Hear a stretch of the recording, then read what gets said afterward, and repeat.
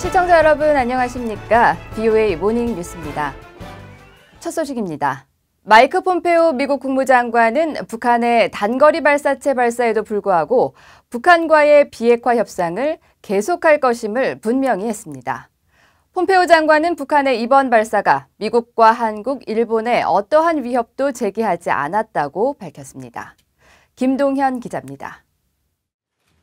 마이크 폼페오 국무장관은 북한이 중장거리나 대륙간 탄도미사일 ICBM을 발사한 것이 아니라며 미국은 여전히 비핵화 협상 의사가 있다고 밝혔습니다. We still believe that there's an opportunity to get a negotiated outcome where we get fully verified denuclearization. Chairman Kim has repeated that. He's repeated that quite recently, in fact.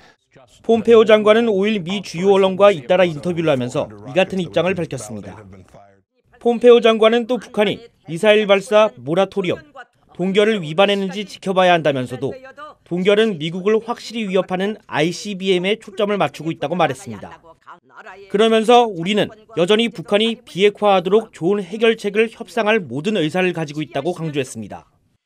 폼페오 장관은 ABC 방송과의 인터뷰에서도 북한의 발사체가 북한 해역에 떨어져 미국이나 한국 또는 일본의 위협을 가하지 않았다는 점을 강조했습니다.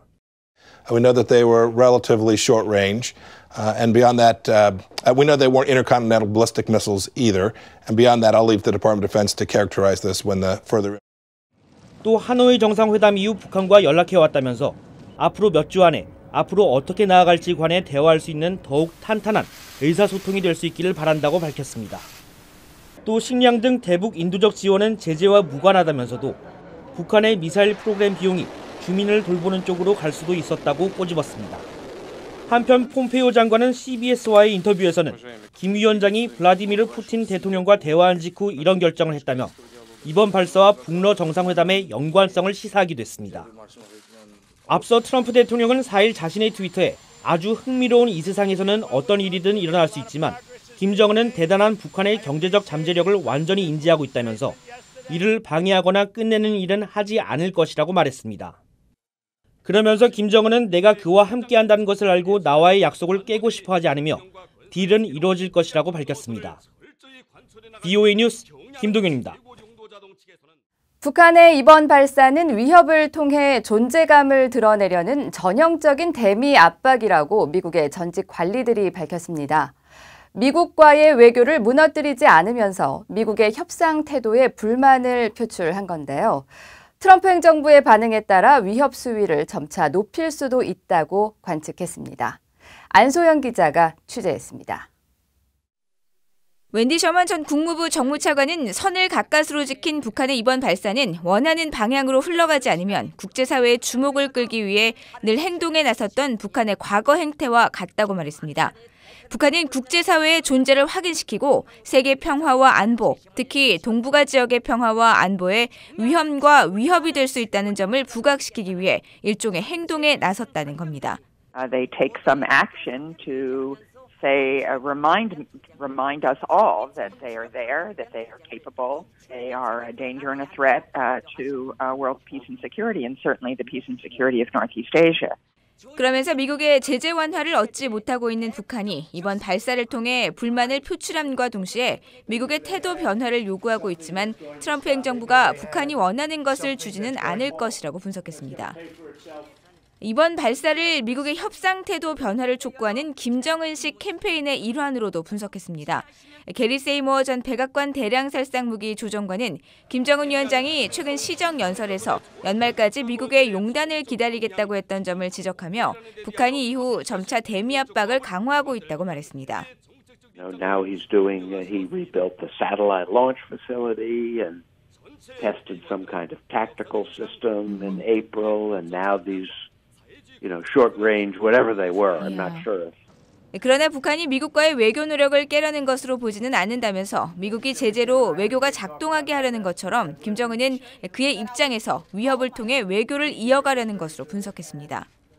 조셉 디트라니 전 육자회담 미국 측 차석 대표는 북한의 이번 발사가 미북 간 약속을 위반하지 않았더라도 불만을 표출하기 위해 긴장을 유발한 점은 아쉽다고 말했습니다. I mean, when they're not happy, they will revert back to, an escalatory phase. Now, I think there was an understanding between Kim Jong-un and President Donald Trump that they would abide by their commitment not to launch any missiles or have any nuclear tests. 이런 가운데 크리스토퍼 힐 전 국무부 동아태 차관보는 트럼프 행정부가 어떻게 반응할지가 관건이라고 말했습니다. VOA 뉴스 안소영입니다. 한국국가정보원은 북한이 발사한 단거리 발사체가 대외 압박 성격이 있지만 협상의 판을 깨려는 의도는 아니라고 분석했습니다. 청와대는 북한 발사체 문제에 대해 이틀째 침묵을 지켰습니다. 서울에서 이현철 특파원이 보도합니다. 한국국가정보원은 북한의 단거리 발사체가 미사일이 아닌지 분석 중이라며 지금으로서는 답을 할 수 없다고 밝혔습니다. 국정원은 6일 국회에서 여야 원내대표와 소관 상임위원장 등에게 이 같은 보고를 한 것으로 전해졌습니다. 또 이번 발사체를 지대지 형태로 추정하고 있지만 공격용인지 방어용인지 일률적으로 얘기하기 어렵다고 말했다고 밝혔습니다.